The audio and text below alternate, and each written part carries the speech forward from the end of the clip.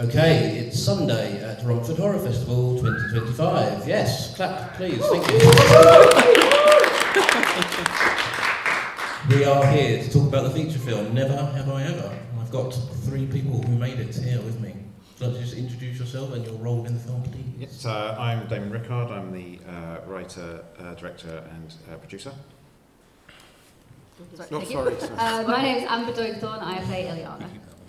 My name is Morley and I produced it as well. Right, fantastic. So this film had its world premiere at Fright Fest? Yes, yeah, played August Bank Holiday in the West End, which was quite incredible. Yeah. How did that go down? What kind of feedback did you get? Good, yeah. Mainly.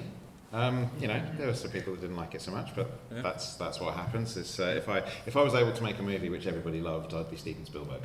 That's true. And even he's made films that I want. Exactly. Yes. It sold out, so. Yeah, we did. We sold out the premiere, so it went well. It was amazing to see it on the big screen for the first time, having sat with it for months on my laptop through editing through headphones. Hearing the sound design properly finally was I was panicked about that because I'd never heard it properly. I didn't have money to go into a studio and listen to it, so there was a moment where at the beginning I was like, is this going to sound shit or is this actually going to be okay? And it was okay, so I was happy because I did some tweaks to the mix myself and I'm not like an audio engineer, so I could have ruined it for everybody. You did not. What was the proudest moment when you first saw it in that premiere, or if you've seen it since again? Each one of you, start with you then. Proudest moment when I saw it? I think having because my mum's not a horror fan. She hasn't seen any of my things that I've done until now. And so I was like trying to tell her, no, you're actually going to be okay with this one. So I think it was being able to have her sit at the premiere with me and turn to me afterwards and say, I'm so proud of you. No, that's lovely. Kind of the same. So my parents don't live in London and I don't get to see them as often as I'd like, and they came to the premiere.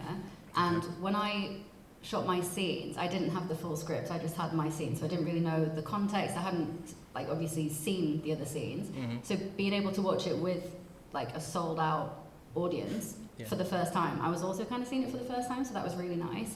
And there was one point with one of the scenes that I'm in where I turned and my mum had tears in her eyes, and I was like, are you emoting with the characters, or is my acting really bad? And she was like, no, emoting, the writing's so great. I was like, okay, cool. So that was really nice. Oh, I'm glad she said about the writing and not... Not the acting. I was like, thanks, Mum. How about you, Mel? My parents aren't involved. It's actually just watching it again today is kind of a highlight, I think, because it's quite hard to rewatch one of your movies and enjoy it more. And I actually enjoyed it more today, and I think that kind of says a lot about the entire film, how it was made, and the script itself. So, well done, Damon. Amazing. I think it was brilliant. Let's talk about the script then. How did the story come to you? How long did it take to write? It was... I've got the timeline in my head with this one. There was another script I was trying to get funded and get made, and the more I wrote it, the more I rewrote it, and it went through quite a lot of changes, just became more and more expensive. And it got to a point where I'm like, this is not going to be able to be done as my first film. Right. So I was trying to think of something where I'd be able to write something which I would be able to do at a reasonable, doable cost. And I was just having a conversation with someone after Fright Fest in the Phoenix bar after that, and we were talking about we'd seen the game, Never Have I Ever, in two films concurrently. Both of us had seen the same two films. Right. And we were like, wouldn't it be good if there was a film like Cheap Thrills playing that game, where Cheap Thrills is about people escalating dares. But it's like, how do you escalate something from the past? Right. And so that was sat with me for a little while. When I went home from Fright Fest that year, I wrote the first draft in about a week, and then didn't do anything with it. Just sort of sat there as I'll come back to it when I've had a bit of distance. Fright Fest the following year, so this is August 2023, and I saw another friend's film called Law, which had Andrew in it. And all of a sudden I just went, that's the man, that's Sam. Contacted him afterwards and sent him the script, he liked it. Said, look, I still need to get some money for it, so I'd probably think about shooting it maybe February, March, April next year. And he said, I'm going to be busy next year, but I'm free in December. Okay. Like in 3 months. Yeah. So went through some quick redrafts, set up a Kickstarter campaign, got Andrew on board, then got Beatrice, who had actually auditioned for my the previous script I was trying to get done, and I really want you in this. And it was that just trying to get the crux of this, how to raise tension through something that happened previously, so and also affordable. So that's why I did that whole splitting it into 2 halves. Okay. It made logistics, it made use of locations, it made all of that, where you could tell 2 stories but using the same things again. Yeah. So that's essentially how it came about, and yeah, we shot it in 8 days. Oh wow, 8 days. That's incredible. Amber, when did you come on board? What was it that attracted you to work on this film? When did I come on board? Was it like late September? Yeah, it's late October? September, early October, yeah. Yeah, I feel like it was very close to filming. I think, was I actually filming Baby in the Basket in the time in Scotland? I feel like I might have been. I don't know. I can't remember. I was doing it.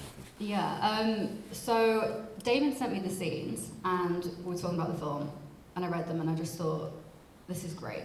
I love the writing. I thought it was such an interesting journey that the character goes on. And I kind of feel like as actors and filmmakers, we have a bit of a responsibility to bring like authentic representation to the screen, whether it's to do with like sexuality or races or specifically like serious issues like domestic violence. Yeah. And I've seen a lot of scripts in my time where the way that it's written, it's something that unfortunately I've been through in the past.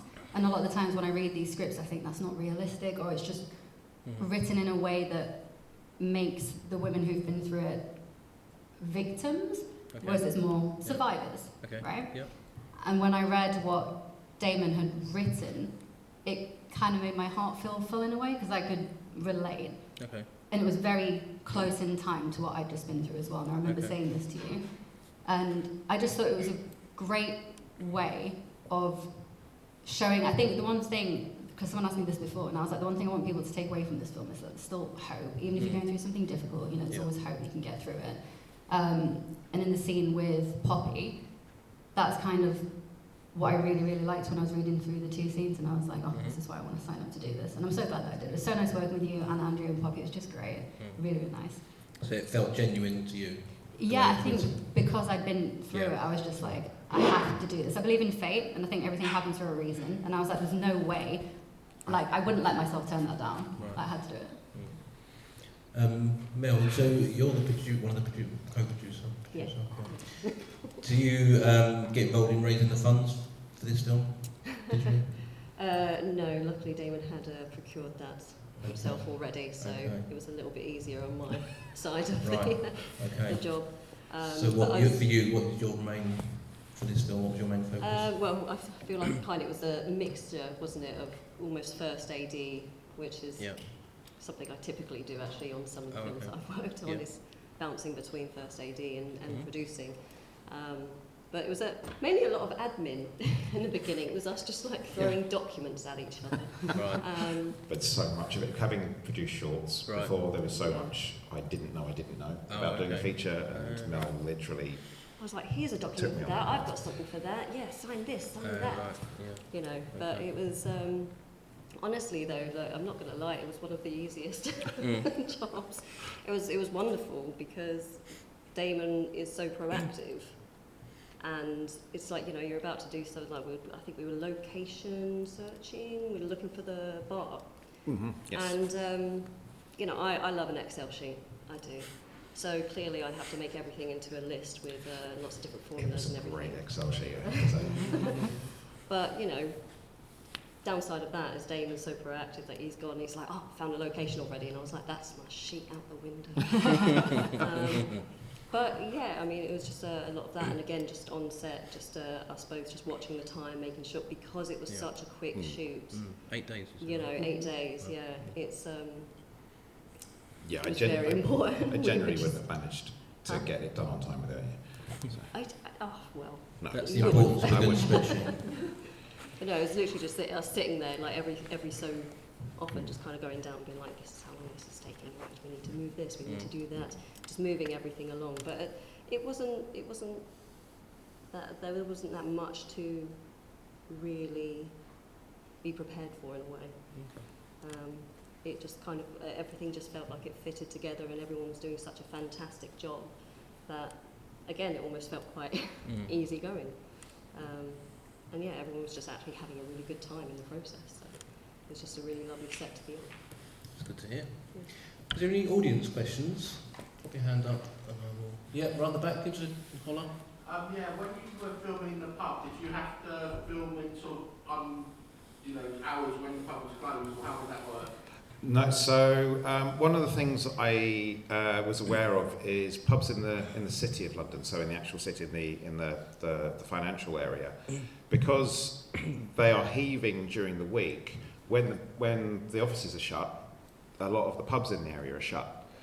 So I went approaching some of those pubs to say, look, would you happen to be opening up for a few days during that period when you're not doing anything? And this one that I saw that looked absolutely perfect said yes, and we got it at a really good price.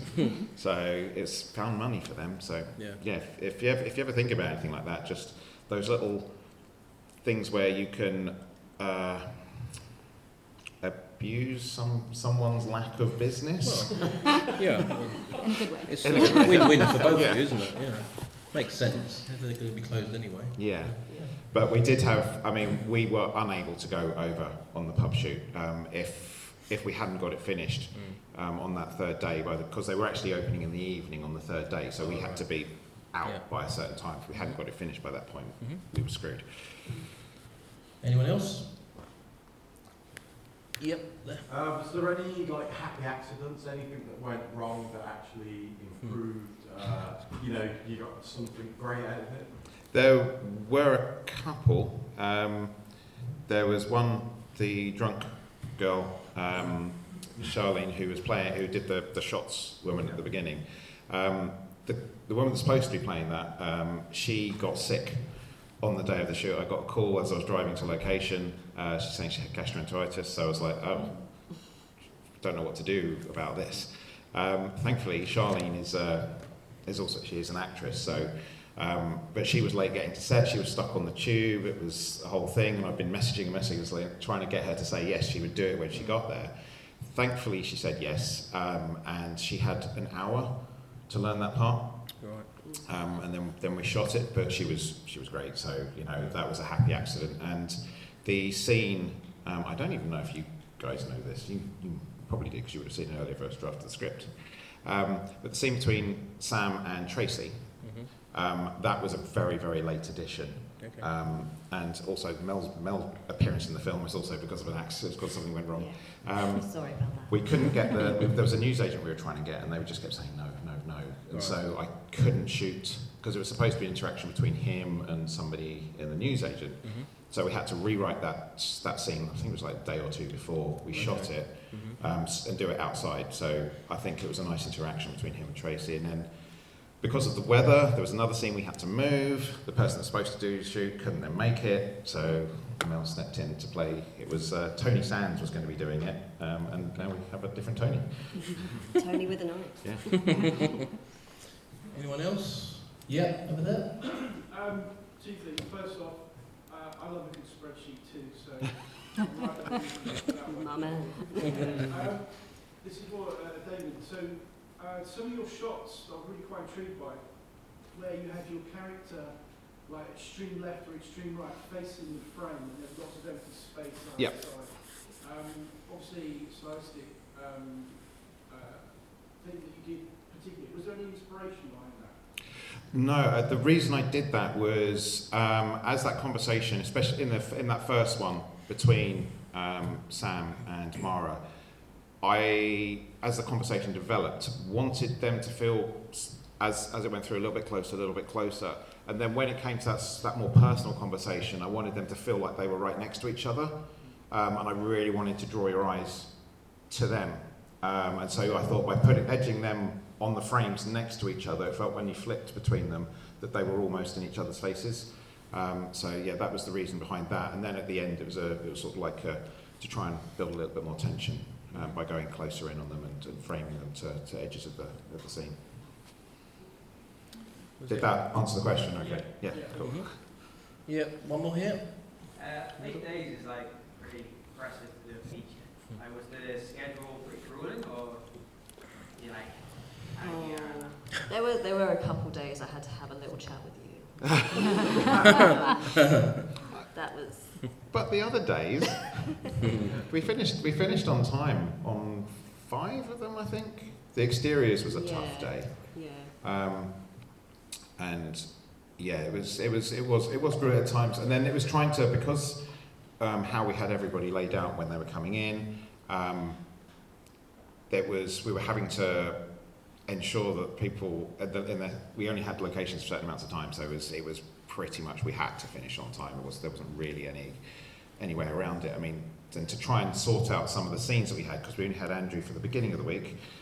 We only had Matt, who plays Porter, for 2 days, which crossed over between Andrew and B. We only had Amber for a couple of days as well. Like for Beatrice and Andrew, they were never in the house together. Even though we've got a scene with them in there together, they were never actually there. Matt never made it to that location. So when he's sitting outside the house with Mara in the car, that's in a completely different place. Okay. We had to do a split screen shot to try and put Mara and Sam in the same bit. So yeah, we were having to make all those plans for logistics to try and make sure that we captured everything, even though some people weren't even in the scenes together that they were supposed to be. Yeah, I think it was more of, when you're looking at page counts, it's prior to actually shooting that I think I said that's a lot of pages. Yes, you did. Because it's a dialogue heavy film, isn't it?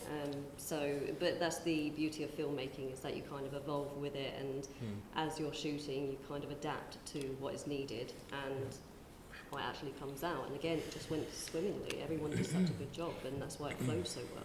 Yeah, I think so much credit has to go to the cast on that, because it is dialogue heavy. They knew their roles. They came in, they smashed it. Because we had to film it multiple times, but there weren't any times where we were just having to refilm because they weren't getting it right. I mean, Amber had a very highly charged emotional scene, and she just absolutely knocked it out of the park. So, did you want to talk about preparing for the role? Yeah, I'm trying to remember. Sorry, I'm trying to remember how we prepared for the role. I know that we had a lot of conversations about it and how much we wanted to rehearse, especially with me and Andrew kind of in person, because I think sometimes you can rehearse scenes to such a point that they then feel over-rehearsed. And I think, especially when it's an argument scene, to me, I'd rather rehearse a little bit less so it still feels fresh and you're still kind of each doing things that surprises the other, which you don't expect. And I remember, I think it was the scene with Andrew in the house where I don't think either of us were meant to get overly emotional in like a crying way. And then I think in one of the takes, I accidentally cried just because I really felt it. And then Andrew was like, well, we need to do another take now, I must match this. And then he cried, and it was really beautiful, and I was like, oh my God. And it was just really nice to have those moments that were unexpected. But even though that one in particular was such a difficult scene to film, having been through similar things in the past, it was such a nice environment and such a great cast and crew, and it made it a lot easier to do. And I think because you were so great during the rehearsal process, being so communicative, saying, right, what do you want to do? What do you not want to do? Like, I remember you kept saying to me, like, are you okay?